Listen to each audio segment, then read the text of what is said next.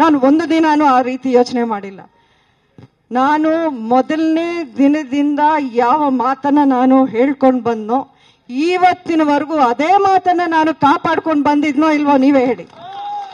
ಎಲ್ಲಾದ್ರೂ ನನ್ನ ಮಾತು ನಿಮ್ಗೆ ಎಲ್ಲಾ ಕಡೆ ಸಿಗತ್ತೆ.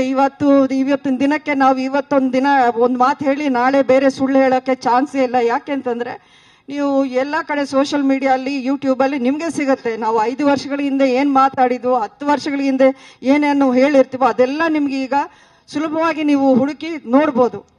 ನೀವು ಅದೇ ತರ ನೋಡಿ, ನನ್ನ ಚುನಾವಣೆ ಒಂದು ಸಂದರ್ಭದಿಂದ ಇವತ್ತಿನವರೆಗೂ ನಾನು ಏನೇನು ಮಾತಾಡಿದ್ನೋ ನುಡಿದಂತೆ ನಾನು ನಡ್ಕೊಂಡು ಬಂದಿದ್ದೀನಿ.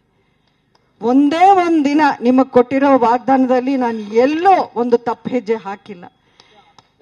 ನನ್ನ ಕೈಲಾದಷ್ಟು ನಾನು ಮಂಡ್ಯ ಜಿಲ್ಲೆಗೆ ಏನೇನು ನನ್ನ ಸೇವೆ ಮಾಡಬೇಕು, ಏನು ಕೊಡುಗೆ ನಾನು ಮಾಡಬೇಕು, ಒಬ್ಬ ಸಂಸದೆಯಾಗಿ ಯಾವ ರೀತಿ ನಾನು ನಡ್ಕೋಬೇಕು, ಅದನ್ನೆಲ್ಲ ಪ್ರಯತ್ನವನ್ನು ನಾನು ಪ್ರಾಮಾಣಿಕವಾಗಿ ನಿಷ್ಠೆಯಿಂದ ಮಾಡ್ಕೊಂಡು ಬಂದಿದ್ದೀನಿ.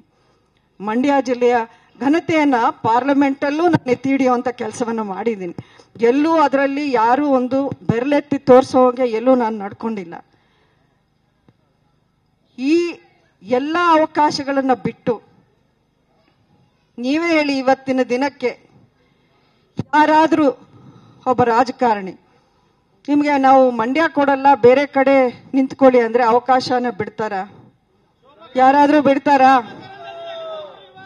ಅಲ್ಲ, ಹೆಸರುಗಳು ಬೇಡ, ಯಾರಾದ್ರೂ ನಿಂತ್ಕೊಳ್ತಾರ? ಬಿಡ್ತಾರ ಅವಕಾಶನ? ಯಾರು ಬಿಡಲ್ಲ. ಮತ್ತೆ ನಾನು ಯಾಕೆ ಬೇಡ ಅಂದೆ?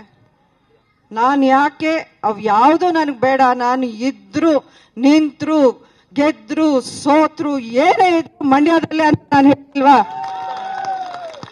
ಮಂಡ್ಯ ಬಿಟ್ರೆ ನನಗೆ ರಾಜಕಾರಣ ಬೇಡ ಅಂತಾನೆ ನಾನು ಹೇಳಿದ್ದೀನಿ. ಇವತ್ತಿಗೂ ನಾನು ಮಂಡ್ಯ ಬಿಟ್ಟು ಎಲ್ಲೂ ಹೋಗಲ್ಲ ಅನ್ನೋ ಮಾತನ್ನೇ ನಾನು ಹೇಳ್ತಾ ಇದ್ದೀನಿ.